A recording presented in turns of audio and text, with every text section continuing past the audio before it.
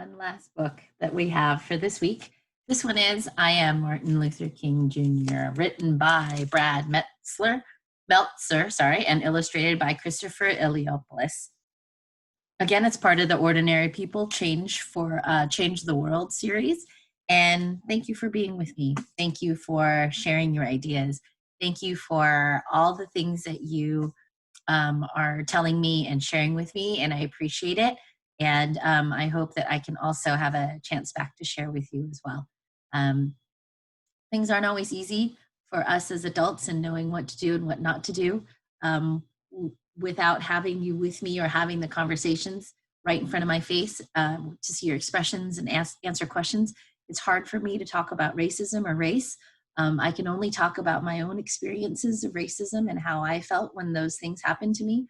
I can only also listen to what other people are saying when I hear their stories and believing them and not saying that that can't be true or that racism isn't as bad as it used to be, because in some ways I think it's worse.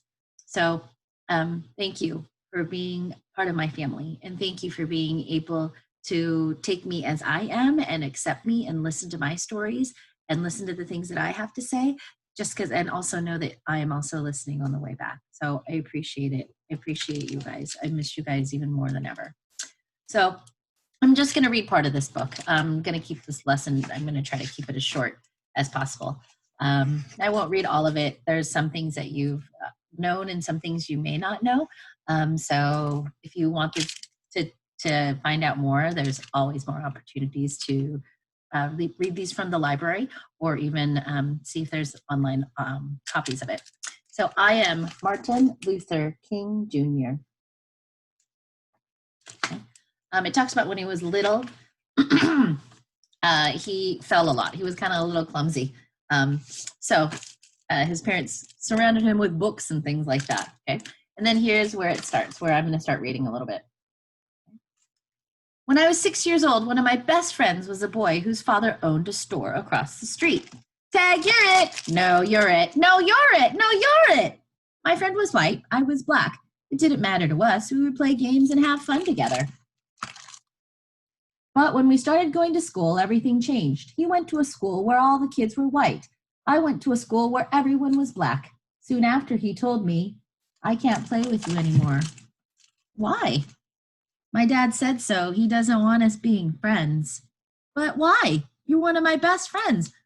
Aren't you? Aren't you? I didn't understand. It didn't make sense. I know many of you are very familiar with this story. So go ahead, reach into your schema. Or you might go, oh yeah, I remember that. Think about what things that you do know. See if there's anything interesting that you learn from there. Okay? At dinner, my parents explained it's because you're black and he's white. I was so mad that day. How could someone treat me differently just because the color of my skin? I wanted to hate my friend and his father. But my parents told me to do the opposite, that I should love my friend, even though he hurt me. They taught me that it is better to have more love in your life than more hate. And my mother taught me one of the most important lessons of all. You are as good as anyone. You must never feel that you are less than anyone.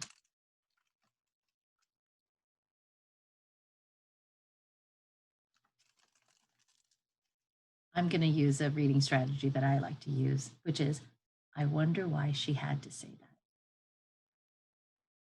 I've never had to tell that to Davis or Taylor, but I wonder why she had to do that. Let's go to the next page and I'll come back to that question. I wanted to believe it, that I was as good as anyone else and that I should never feel less than anyone else. I wanted to believe it, but every day I saw the opposite. I saw you could be treated unfairly just because the color of your skin. If you were white, you went to a good school with great playgrounds and plenty of books. If you were black, your school was small, sometimes with no desks or even windows.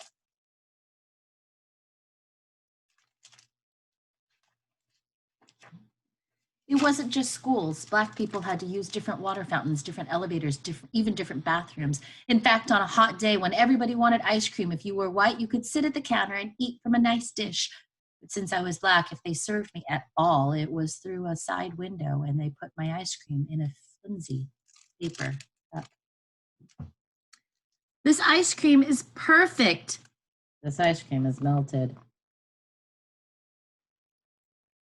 It got even worse when I was 14. I had just won a speech competition. My speech was about being fair to all people. I was so excited. Then on the bus ride home, a few white people got on board. You need to give up your seat to the whites. At first, I stayed put. It didn't seem fair, but my teacher convinced me to move. We spent the rest of the ride standing and getting tossed in every direction. It was the angriest I had ever been. Every day, this is what life was like. Black people were treated terribly. The only question was, what could I do about it?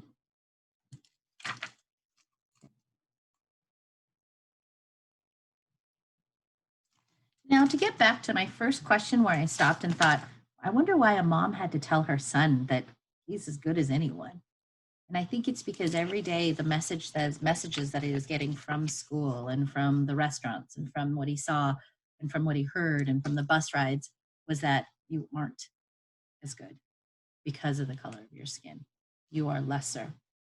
That whites deserved more or better. And even though here it says this is what life was like, I think there are some parts that people who are of color, or especially Black people, this is still their life. Maybe they don't have to sit in the back of the bus anymore. Maybe they can go into the ice cream shop and get ice cream. But there are ways that Black people are still being treated terribly today. And that's the message that I hope that we can hear so that we could do something about it and be people of change. Okay. I'm going to go on. This time it talks about in the middle of how he went to college when he was 14 years old. And then he wanted to study to be a pastor, and that he became a minister, and that he was started speaking up for people's rights. Okay. We know about that. We know about how he started the bus boycotts, and he started organizing things for everyone to say, hey, this is not fair. We want equal rights. Okay. So then he's talking about this time here. Was it easy? Absolutely not. During one protest in Birmingham, Alabama, the police again arrested me and locked me in a dark jail cell that had only one window. Someone slipped me a newspaper in which white religious leaders had written an article calling us lawbreakers. Then someone snuck me a pen. In that jail cell, I wrote my own responses in the margins of the newspaper, which means on the sides, and even on toilet paper.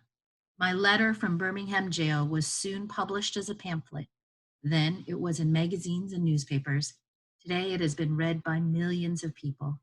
Like I said, it is amazing how big words can be. Okay, and then it talks about how one message was so important, even kids your age joined us. We talked about that children's march crusade, the children's crusade, where kids showed up and they were willing to go to jail because so many of the adults had gone to jail, and that the kids were wanting change, and they finally got that to happen. Okay. And then more change was coming. Freedom was contagious. By the summer of 1963, an estimated 1 million Americans held their protests in cities across the country. A man named A. Philip Randolph suggested a massive march. People came from almost every state. And this is the very famous march in Washington, D.C. They came in nearly every form of transportation. They even took off work and did not get paid just to be there. Old people, young people, Black people, white people, even children like you, they all came to Washington, D.C., gathering in a righteous army. Why? Because they wanted a change, and they knew the surest way to change the world was to stand together. On August 28th, 1963, I stood at the podium and spoke what some later called my biggest words of all. And that was when he gave his I have a dream that my 4 little children will one day live in a nation where they will not be judged by the color of their skin, but by the content of the character. And I have a dream that one day little black boys and black girls will be able to join hands with white boys and white girls as brothers and sisters. Let freedom ring. Let every mountainside, from every mountainside, let freedom ring.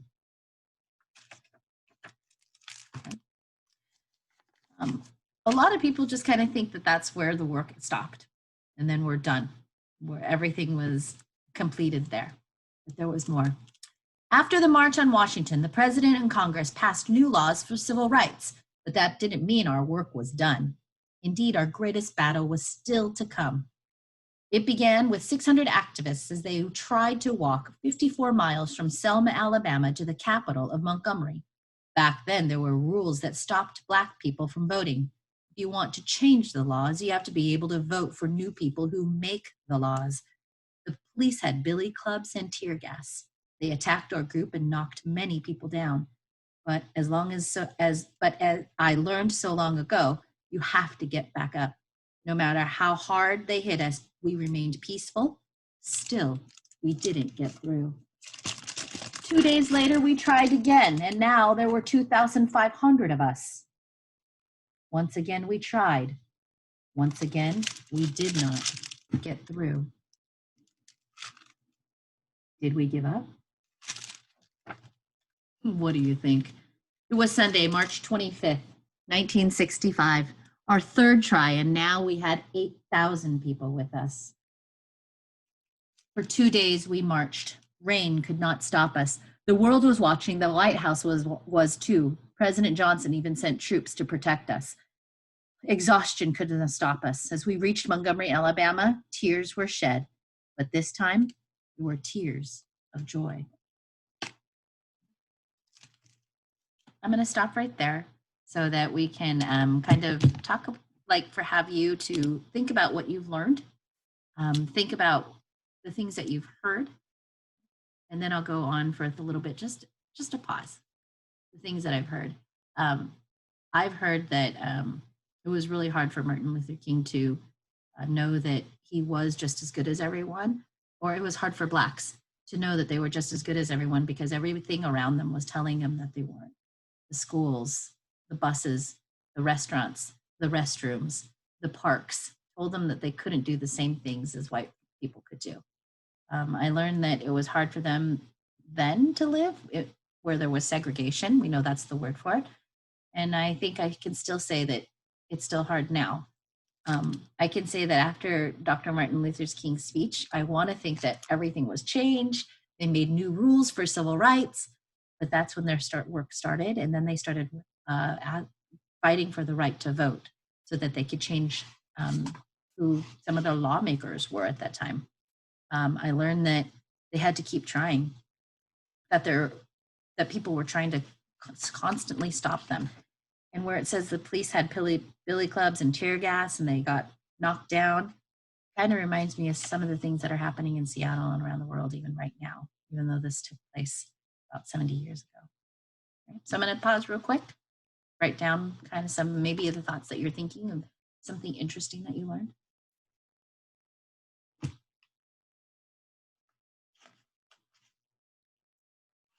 All right, and here's the last part of the book. In my life, people tried to tell me I wasn't as good as they were just because of the color of my skin. When someone hurts you like that, it can be tempting to hurt them back. You must refuse. When someone shows you hate, show them love. When someone shows you violence, show them kindness. To reach our goals, we must walk the path of peace. We must lock arms with our brothers and sisters. We must march together. And when we do, our voices will be heard and freedom will ring. Okay. This is a picture of, or illustration of the Martin Luther King Memorial in Washington, D.C. And here's the very last part. It says, I am Martin Luther King Jr. I stand for peace. I stand for justice. I stand to help others. I stand as proof that no matter how hard the struggle, we must fight for what is right and work to change what is wrong. Whatever struggle you face, no matter how hard it gets, you must always move forward. I am proud of this. If we rise up, if we stand together, if we remain united, nothing can stop our dreams. The time is always right to do right. Okay, now we're going to think back on some of the messages from this book.